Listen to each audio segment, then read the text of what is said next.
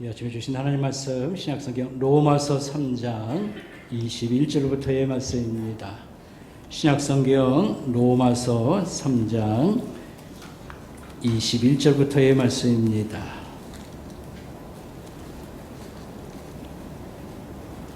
신약성경 243페이지 여러분 참고하시길 바라겠습니다.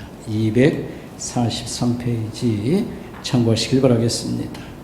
로마서 3장 21절입니다. 이제는 율법에 의해 하나님의 한 의가 나타났으니 율법과 선지자들에게 증거를 받은 것이라. 곧 예수 그리스도를 믿음으로 말미암아 모든 믿는 자에게 미친 하나님의 의인이 차별이 없느니라.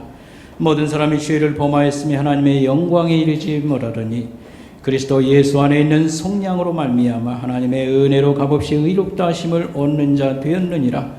이 예수를 하나님이 그의 피로써 믿음으로 말미암아 화목제물로 세우셨으니 이는 하나님께서 길이 참으시는 중에 전에 지은 죄를 관고하심으로 자기의 의로우심을 나타내려 하심이니 곧 이때에 자기의 의로우심을 나타내서 자기도 의로우시며 또한 예수 믿는 자를 의롭다 하려 하심이라. 그런즉 자랑할 데가 어디 있을 수가 없느니라. 무슨 법으로냐 행위로냐 아니라 오직 믿음의 법으로니라. 아멘.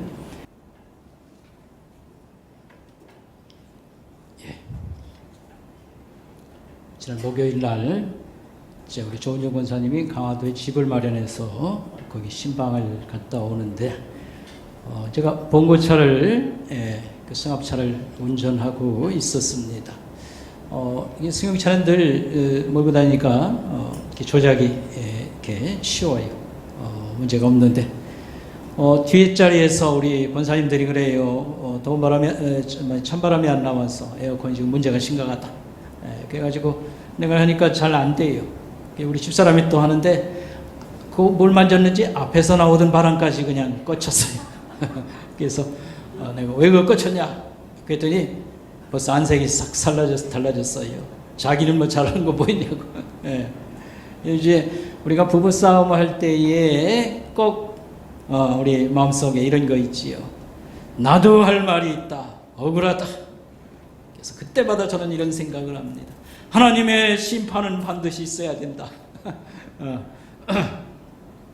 우리가 사소한 그런 잘못들에 대해서도 억울한 마음을 호소할 때가 있습니다. 축구 경기를 보는데 심판이 의심스러운 판단을 내려요. 오심 아니냐 이런 것이 또 있지 않습니까? 그렇게 하고요. 그 회사에서 자기보다 좀 능력이 빠지는 사람이 먼저 승진할 때 내가 못한 게 뭐 있냐? 문제가 좀 있다.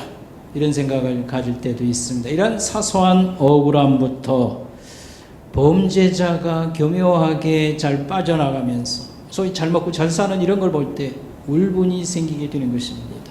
사회에 개선될 여러 부분들이 좀 빨리빨리 개선은 되면 좋은데 날이 갈수록 더 심각해지지 않냐. 소위 부정부패에 대한 그런 어떤 생각들. 선거 부정 얘기가 나오는가 하면 악한 지도자들이 백성들을 시원케 하지 아니하고 여러 가지 힘들게 하는 이런 상황들을 맞이할 때마다 하나님의 심판이 속히 땅에 있어야 된다. 이런 생각을 가지게 됩니다. 오늘 우리가 하나님의 의에 대해서 말 그대로는 하나님의 의로운 행동을 의미하는 건데 하나님은 의를 옳은 일을 우리를 위해서 행하십니다. 이것이 오늘 우리 로마서에서 생각할 제목이 되겠습니다. 하나님의 의에 하나님이 우리를 향해서 좋은 일, 의로운 일을 행하시는 대표적인 것 두 가지가 있습니다. 심판과 구원이라고 하는 이 두 가지 일이 하나님이 우리를 위해서 많은 일을 행하시되 가장 대표적인 일이 되겠습니다.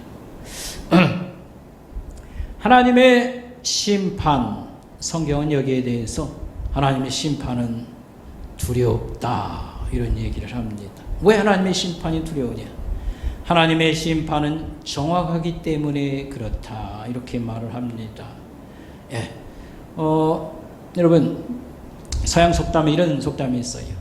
하나님의 맷돌은 찬찬히 돌아가나 곱게 갈아진다 이런 말이 있습니다. 사람들은 봐주기도 하고 또 실수도 하고 그래서 사람이 하는 재판이라는 것은 항상 문제가 또 발생할 수도 있으니까 첫 번째, 두 번째, 세 번, 최소한 3심 제도라고 하는 것이 있지 않습니까? 예. 그래서 하나님의 심판은 철저함으로 우리가 가서 사정 얘기하고 뭐 이렇게 얘기하면 그냥 눈 감아줄 것이다.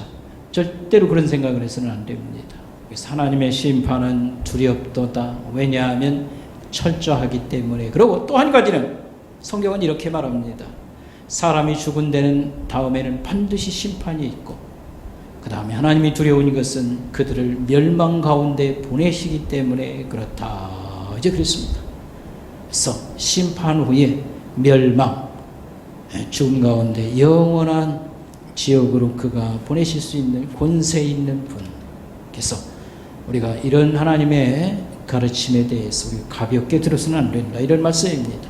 그런데 오늘 생각하려고 하는 것은 하나님의 심판이 아니고 심판을 가운데에서 우리를 살려주시는 하나님의 의로우신 일, 구원에 관한 말씀을 생각하도록 하고요. 우리가 성경을 읽을 때에 하나님의 구원에 대해서 가장 잘 설명한 책하고 로마서를 교리적으로 잘 풀어주므로 로마서를 가장 또 귀한 책으로 여깁니다.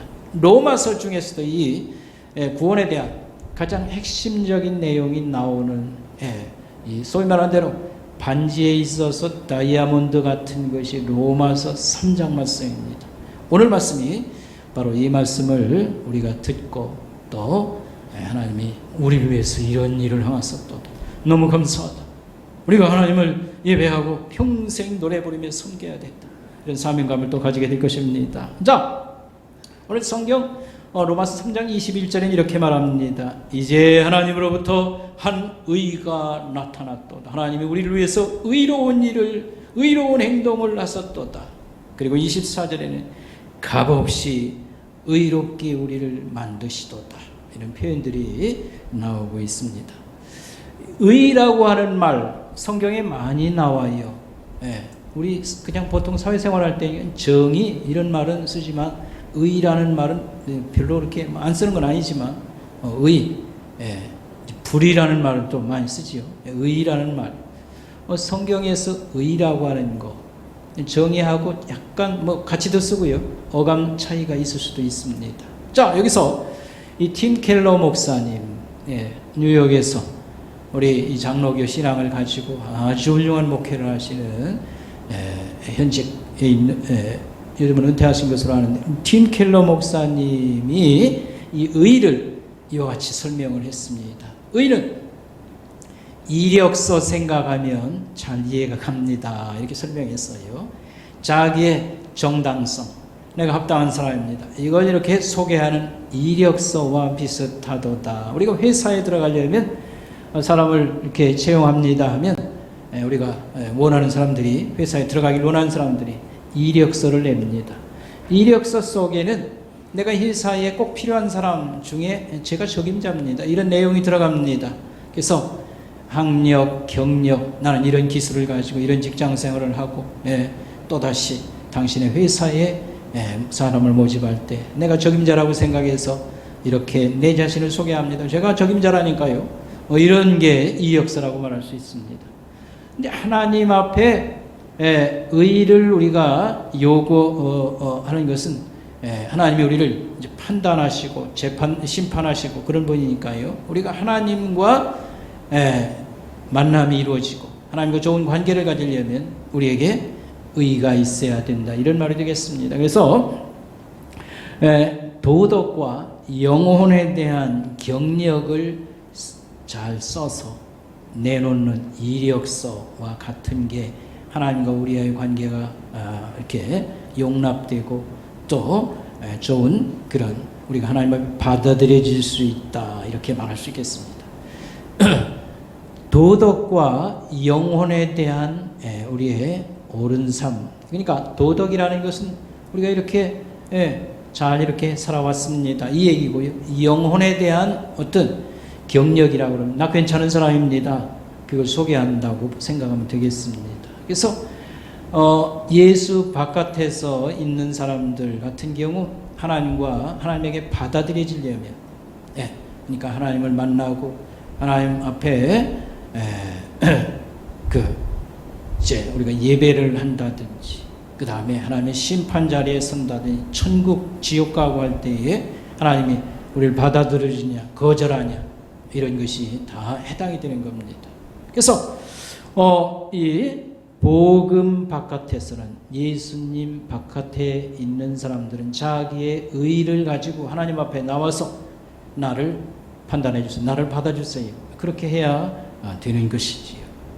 그런데 오늘 여기 로마서 성경 1장, 2장, 오늘 3장의 앞부분에 보면 모든 사람이 죄 가운데 있도다, 하나님이 최종 판결입니다. 오늘 성경 말씀 보겠습니다. 로마서 3장 10절 말씀. 자, 기록된 바 의는 없나니 하나도 없도다. 이게 앞에서부터 쭉 인간의 문제를 지적하시는 최종 판단이십니다. 의는 없나니 하나도 없도다. 우리는 약간 반발하겠지만 우리끼리 한번 얘기해 봅시다요. 야, 요즘 세상에도 의인이 있냐? 이런 얘기는 마찬가지입니다. 여러분, 옛날에는요, 효도 당연히 자식들이 해야 되는 일이라고 생각했습니다. 장례가 나면 무조건 잘했든 못했든 부르자입니다. 그랬거든요. 요즘 세상은 야, 효도 같은 거, 구닥다리 그런 것도 지금도 얘기하냐? 부모는 국가에서 돌봐야 돼. 요즘 사람들의 생각이 이렇게 가고 있습니다. 의인은 없나니 하나도 없다. 요즘 세상도 의인 있냐? 이 정도로 인간이 점점 문제 가운데 있다고 보면 좋겠습니다. 어쨌든 앞에 하나님께서요, 많은 인간의 문제를 지적하시며 판결문이 이거요. 의인은 없나니 하나도 없도다. 자, 그 밑에 보세요. 깨닫는 자도 없고 하나님을 찾는 자도 없도다. 다 치우쳐 무익하게 되었고, 쉬운 성경으로 읽으면요, 모두가 곁길로 나가 하나같이 쓸모없게 되었도다. 선을 행하는 자가 없나니 하나도 없도다. 그 밑에 쭉 보면요, 사람들 말을 한번 들어봐라. 얼마나 세고 얼마나 독이 들은 말들이 많은가. 비판하고, 한없이 이런 것들로 넘쳐나고, 그 다음에 그 발은 피 흘리는 데 빠르도다. 쉬운 성경을 읽으면 그들은 사람을 죽이려고 바쁘게 움직이도다. 여러분, 경쟁 사회, 사람은 많고 뭐 이렇게 경쟁이 치열한 건 사실이에요. 그러다가 보니까 마음속에 우리가 이런 마음이 있습니다. 남을 발로 차고라도 나 살기 위해서 올라설 수밖에 없다. 오늘의 이런 현실 같은 것을 우리가 그렇게 표현합니다. 그래서 한마디로 얘기하면 인간 세상 전쟁 아니면 재판 중, 이렇게 말할 수 있을 겁니다. 그래서요, 하나님 앞에 사람들이 의가 없어서 거절당한다, 이런 내용이 이런 말씀입니다. 그런데 하나님께서 기쁜 소식을 주셨습니다. 기쁜 소식을 한자로 말하면 뭐죠? 복음. 기쁜 소식이 들려왔습니다. 그 기쁜 소식이 뭐냐 하면, 오늘 하나님께서 의로운 일을 우리를 위해서 행하셨도다, 이렇게 말했습니다.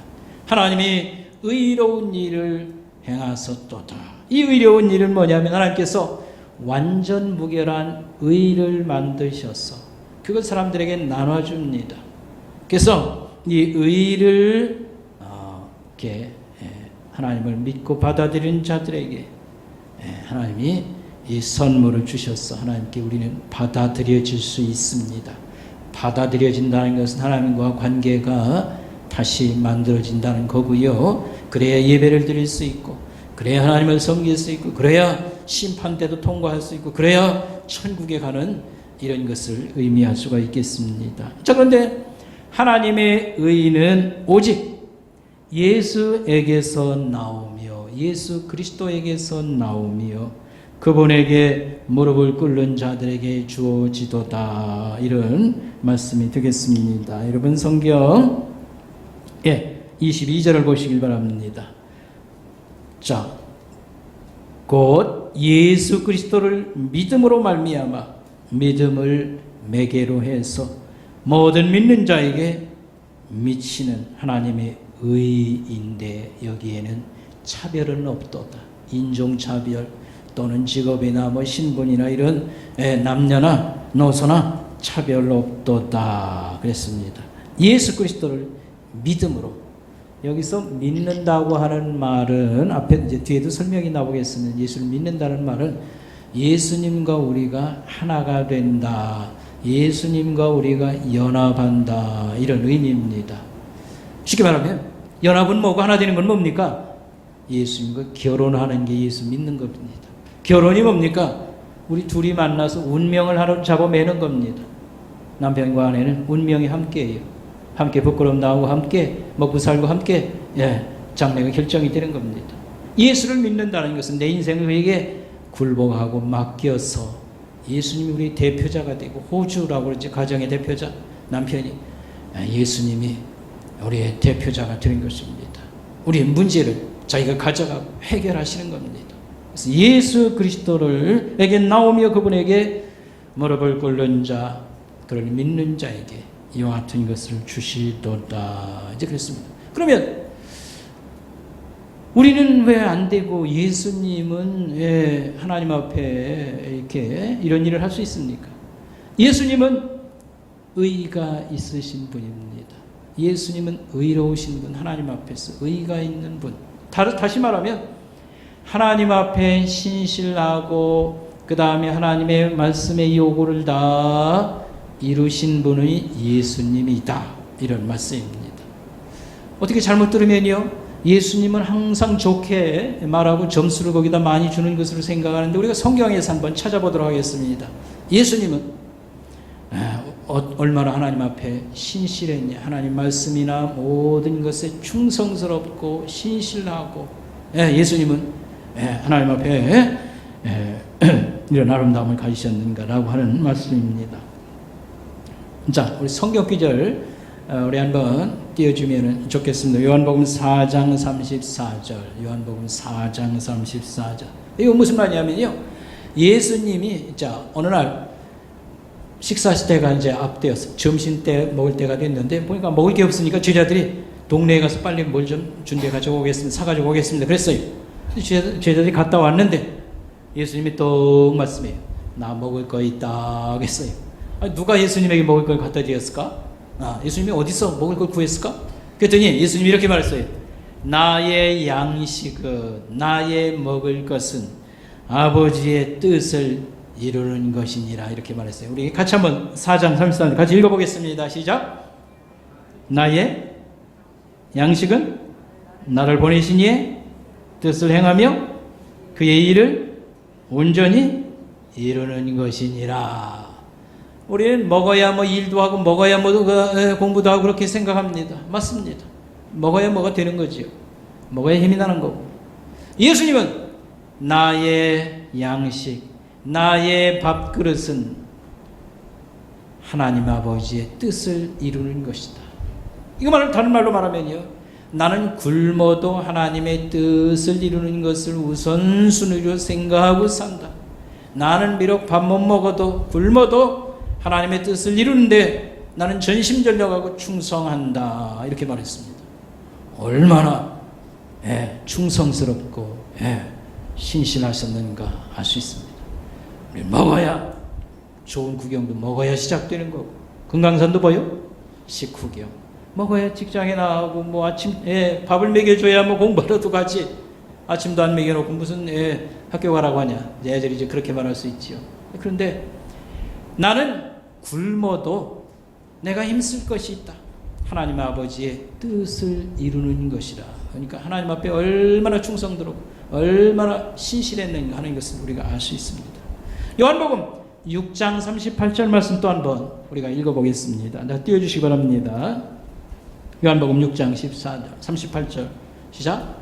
내가 하늘에서 내려온 것은 내 뜻을 행하려 함이 아니요 나를 보내신 이의 뜻을 행하려 함이라. 내가 하늘에서 내려온 것은 내 뜻을 이루어 보겠다고 온 게 아니고 보내신 이 하나님 아버지의 뜻을 이루기 위해서 내가 왔도다.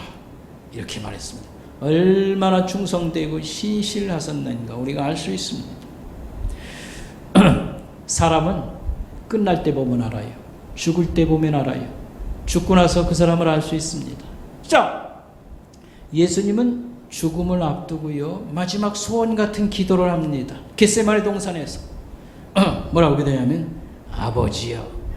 자, 오늘 누가복음 22장 42절 말씀 같이 한번 또 띄워주시기 바랍니다. 누가복음 22장 42절 같이 한번 읽어보겠습니다. 시작. 아버지여, 만일 아버지의 뜻이거든 이 잔을 내게서 옮기옵소서. 그러나 내 원대로 마옵시고 아버지의 원대로 되기 원합니다. 이렇게 말했습니다. 자, 죽음을 앞두고 정말 마지막 간절한 기도입니다. 예. 아버지요, 만일 아버지의 뜻이면 이 잔이 옮겨지길 원합니다. 이 잔은 자기의 죽음 사건, 십자가를 지금 앞에 놓고 한 말씀입니다. 이게 옮겨지길 원합니다. 그러나 내 원대로 마옵시고 아버지 원대로 되길 원합니다. 그래서 우리가 아버지가 파워가 권세가 대단하고 하다고 그러면 우리가 큰 문제 앞에 있으면 아버지 이거 하나 해결해 주세요.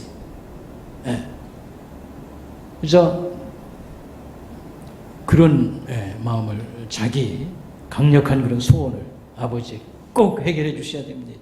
이렇게 말하지 않겠어요?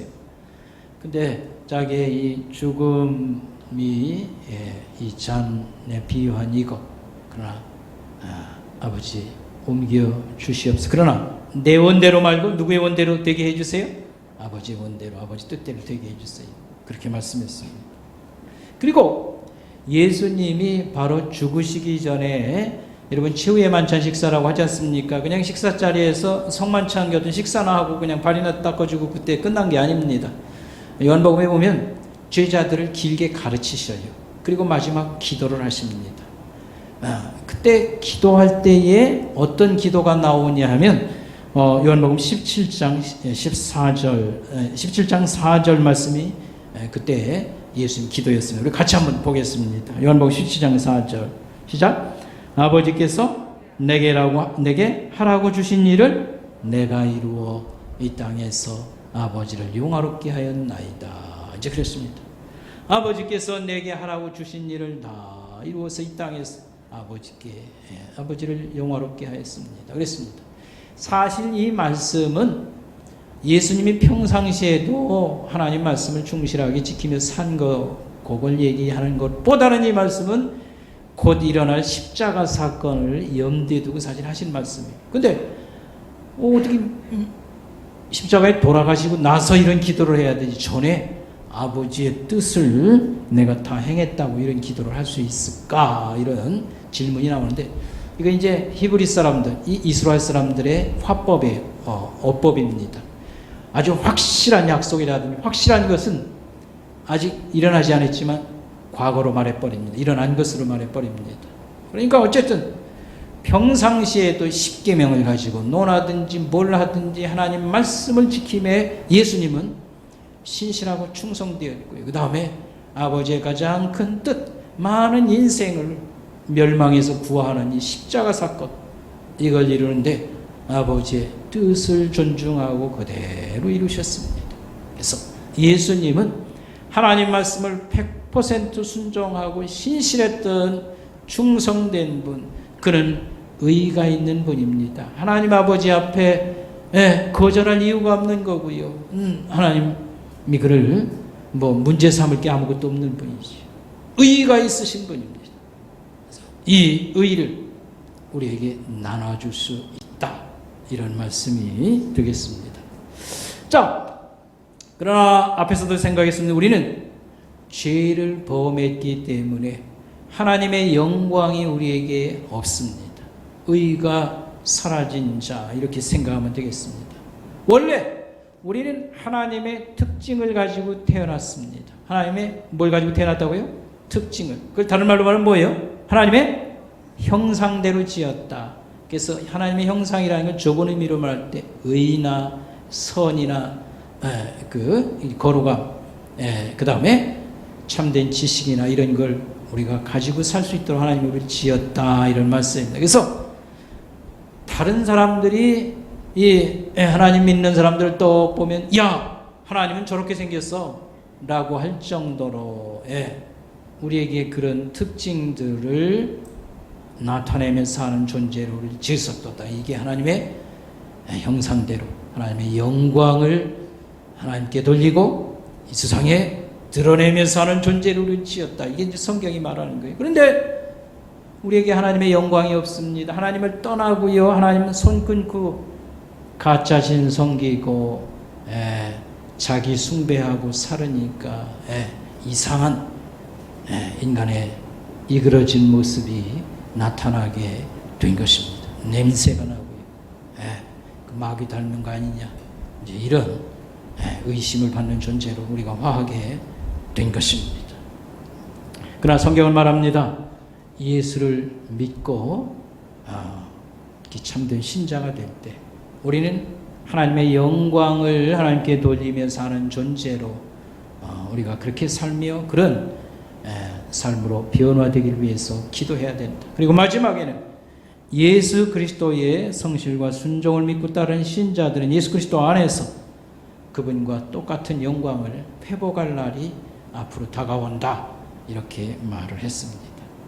제가 한 예를 들고 싶습니다. 여러분 그 군대에 장교가 되기 위해서 가령 사관학교를 간다든지 하는 사람의 로망, 소원이 있어요. 뭔지 압니까? 군대에 장교로 간 사람들의 소원은 뭔지 알아요? 별다는 거예요. 최고의 지휘관이 되는 거. 근데 그거 상당히 어렵더라고요. 저희 사촌 형이 육군사관학교를 이렇게 나와서 군대 장교가 되었습니다. 제가 초등학교 때 3학년인지 하여튼 2학년인지 한 3학년쯤 됐을 거예요. 그때 우리 이제 큰대에 갔는데 우리 그때 이제 사촌 형이 육군사관학교 생도였습니다. 그래가지고 오래간만에 만났는데요. 제복을 입고 있지 않습니까? 늠름하게 방학 때 만났어. 대단하죠. 그 초등생 눈에 시골 초등생 눈에 어떻습니까? 그래서 필기구금하고 다 국가에서 나오지 않습니까? 그래서 모나미 볼펜을 그때 난 처음 구경해서 세상에 볼펜이라는 걸 처음 구경을 하게 된 거죠. 근데 이제 이 형을 이제 우리 큰 형이 이 장군을 만들려고 별을 달게 하려고요. 많이 애를 좀 썼어요. 이제 바로 형이 이제 국회의원이었기 때문에 여러분 이 별 다는 것은 국회에서 이제 허락을 받아야 되는 거죠. 애를 썼는데 결국은 이제 별은 달지 못했습니다. 군인들은 대령만 돼도 족보에 직업을 올립니다. 굉장히 쉽게 말하면 힘들다는 그런 얘기죠. 제가 무슨 얘기를 하려냐면 우리 예수 믿는 장군 한 분을 소개하려고 합니다. 이제 최명신 장군이라는 분은 6.25 때의 전설이라고 읽습니다. 그래서 6.25대를 조직을 했어요. 날국이고 하면서요. 적군을 괴롭혔던 이 백골 부대의 이 전설을 가진 사람입니다. 그 다음에 1965년 제가 이제 초등학교 다닐 때지요. 초등학교 다닐 때입니다. 1965년에 월남전 베트남 전쟁에 한국군을 파송했을 때에 파월 사령관으로 이렇게 갔었고요. 맹호부대 지휘관으로 이분이 갔습니다. 그래서 전쟁 월남전의 영웅으로 이렇게 알려질 정도로 참 존경도 받고 이름을 남긴 그런 분입니다. 근데 사람은 죽을 때 다 드러나는 겁니다. 그 사람이 죽고 나면 어떤 사람인지를 잘 보여주는 겁니다. 여러분 이렇게 공이 많고 그 한 사람이 장군 묘역에 딱 묻히면 별다른 사람이 한둘입니까? 이런 사람은 정말 전쟁터에서 실전의 영웅이었고요. 6.25 전쟁이든지 베트남 전쟁이든지 전설 같은 그런 존경받는 사람. 그런데 이분이 죽을 때의 유언이 이것이었습니다. 나는 장군 묘역에다가 묻지 말고 사병 묘역에다가 묻어달라. 이것이었습니다. 내가 평생 사랑했던 병사들과 함께 가까이 있고 싶다. 이것이었습니다. 그래서 이분은 장군 묘역은 8평 땅 주고요. 묘지도 그럴듯하게 꾸미지요. 근데 이 사람은 병사들, 비서가 하나 있는 병사들 옆에 이렇게 매장을 했습니다. 여러분, 여기서 무슨 냄새가 나는 것 같지 않아요? 예수 믿는 냄새가 나는 것 같지 않아요? 그래요, 안 그래요? 예수님은 하늘의 영광에 있으신 분이 이 땅에 비참한 인간으로 오셔서 정말 죽기까지 우리를 사랑해 주시지 않습니까? 이분은 평생 예수를 잘 믿은 분입니다. 교회 장로님이었고요.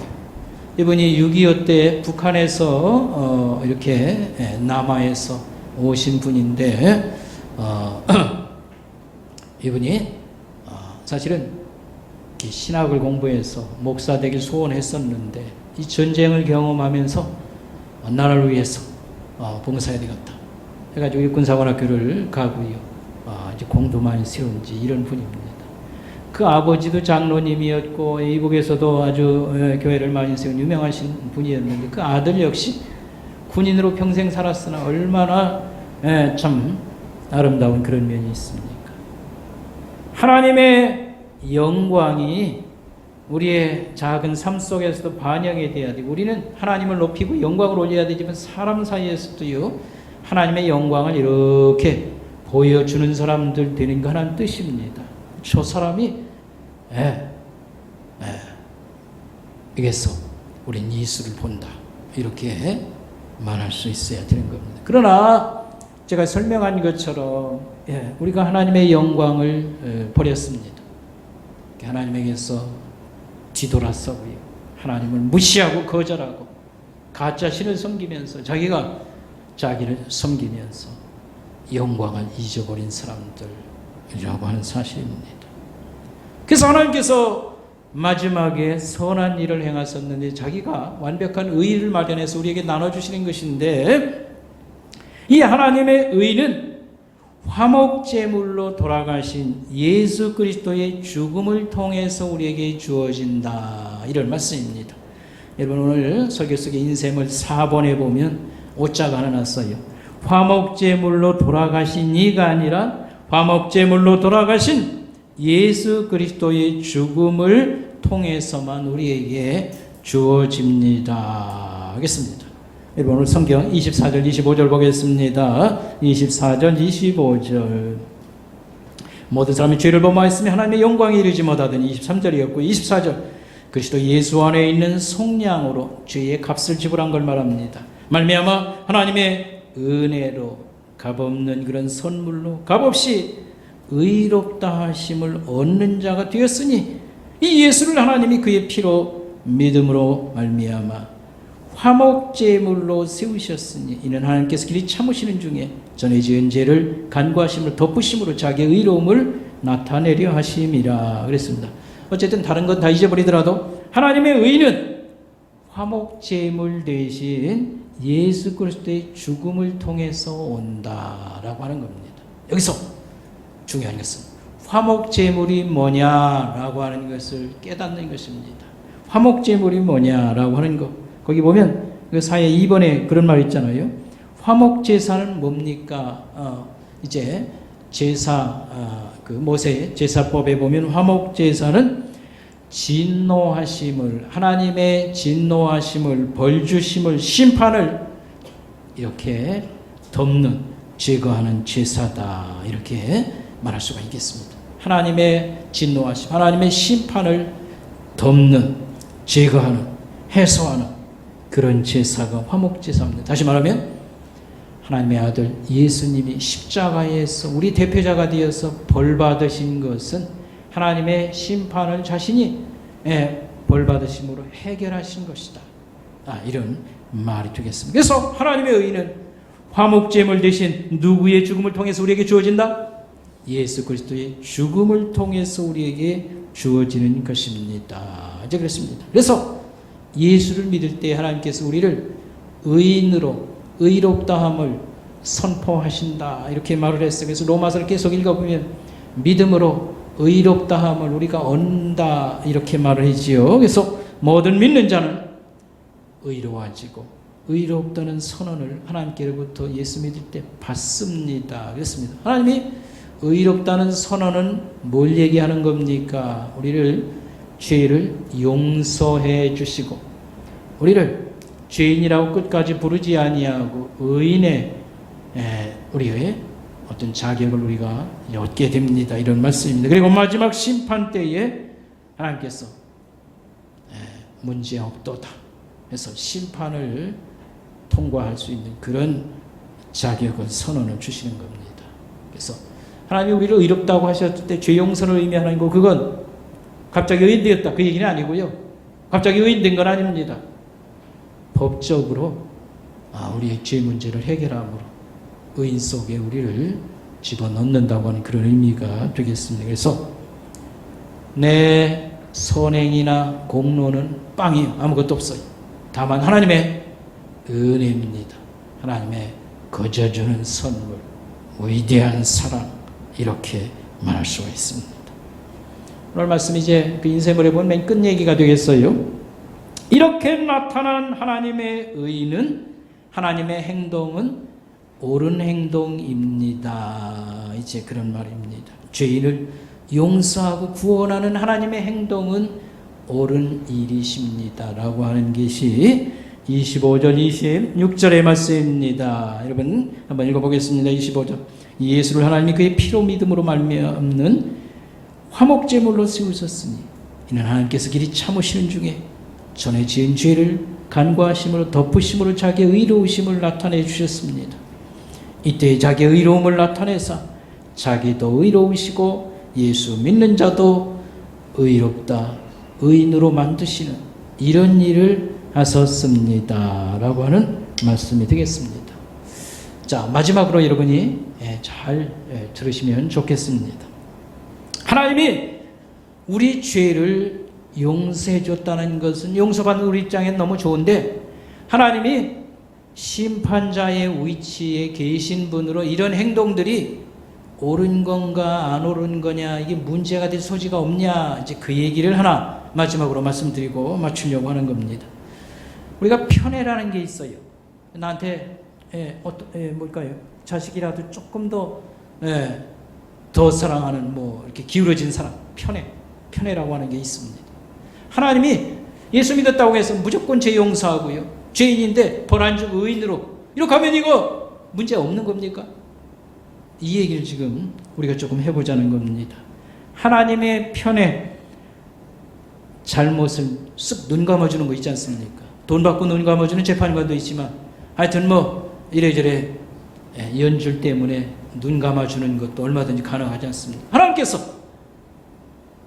의의를 행한 것도 없는 사람들 예수 믿었다고 해서 무조건 용서하고 의롭다고 선언을 해버리고 너희는 멸망해서 내가 구해준다 이런 식으로 하시면 이거 하나님 이건 재판관으로 이렇게 공정성이 이게 훼손되는 이런 문제에 안 걸리겠냐 이런 얘기가 되는 것입니다. 이런 문제를 여기 좀 더 깊이 생각하겠습니다. 여러분 4장의 2절 3절 보세요. 아브라함 얘기를 가지고 한번 얘기해 보겠습니다. 4장 2절 3절 여러분 아브라함이 행위로는 의롭다 하심을 받았으면 자랑할 것이 있으려니와 하나님 앞에서는 없느니라. 성경이 무엇을 말하냐? 아브라함이 하나님을 믿음에 그것을 그의 의로 여기셨다고 하더라. 이렇게 성경이 말했어요.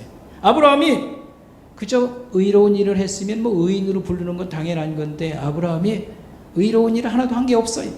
근데 하나님을 믿으니까 하나님이 그걸 잘했다고 의롭다고 판정을 내려버리면 하나님의 이 재판은 공정성이 이거 문제 있는 거 아니냐?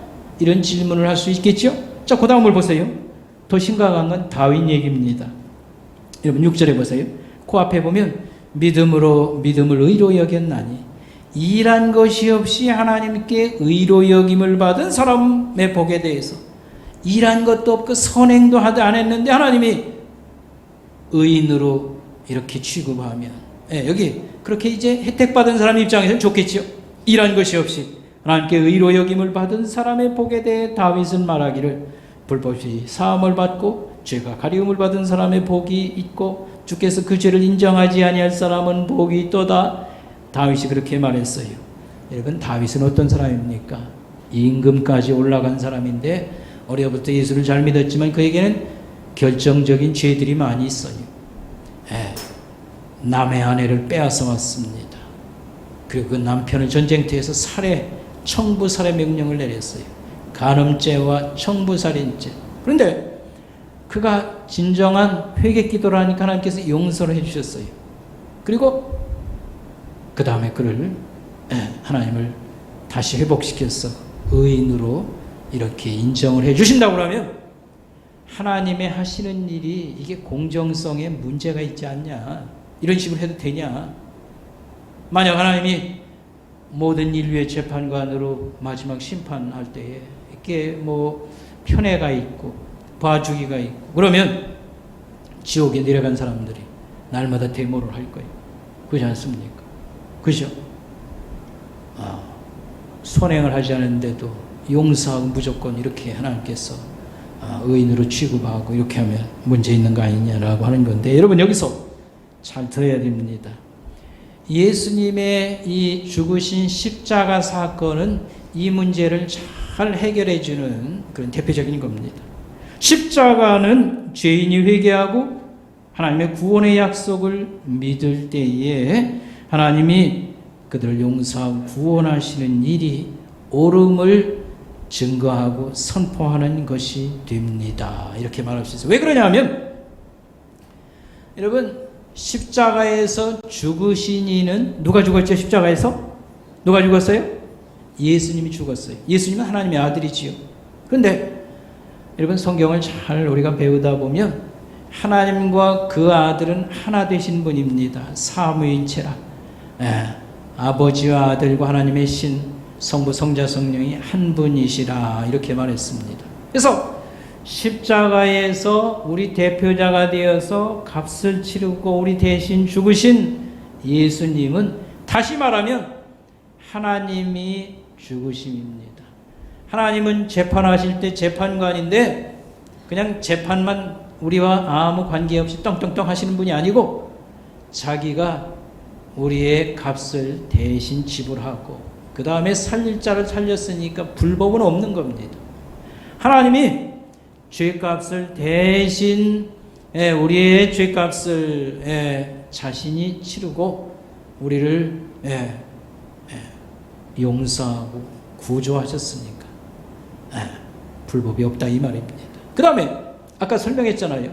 우리가 예수를 믿는다는 것은 그냥 예수님, 우리가 그저 먼 거리에서 그를 그저 뭐랄까요? 인정하는 정도가 아닙니다. 예수 믿는다는 것은 예수님과 우리가 그야말로 하나 되는 것이라, 이렇게 말할 수 있겠습니다. 예수님과 우리는 연합관계, 하나됨, 이게 바로 예수 믿는 겁니다. 예수님과 뭐 하는 거다? 하나 된다는 것은 결혼하는 것. 여러분, 예수를 이렇게 믿어야 이게 제대로 믿는 겁니다. 예수를 그냥 예수님 따로 있고 나 따로 있고 마음속으로만 예수님을 내 인생의 뭐 주인입니다 해놓고서는요, 예수님하고 전혀 관계없이 사는 사람은 참된 신자가 아닙니다. 참된 신자는 끝까지 예수님을 따르고 예수님과 운명을 함께하는 겁니다. 그분이 우리의 대표자가 되어서, 그렇기 때문에 십자가에서 처벌당한 것이 합법성이 있는 것이죠. 우리 대신 죽고 대신 함께 살고 대신 하나님 영광 속에 나가고 우리 속에서는 예수님이 대표자고 예수님의 영광을 받으시고 이런 게 성립되는 겁니다. 자, 그래서 여러분, 인생을 맨 끝에 보면 십자가에서 하나님 자신이 예수님 안에서 자신으로 죄인을 대신하셨기 때문에 값은 다 지불해요. 그러니까 얼마든지 하나님이 용서해도 불법은 없습니다. 하나님이 값을 지불하고 하나님이 이런 하나님의 그런 질서와 법을 따랐기 때문에 하나님의 정의가 만족되고 하나님의 자비가 완성되는 겁니다. 하나님의 이 용서하심이 그냥 불법을 행하는 것처럼 그저 뭐 없던 일을 하겠다, 편해, 뭐 이런 게 아닙니다.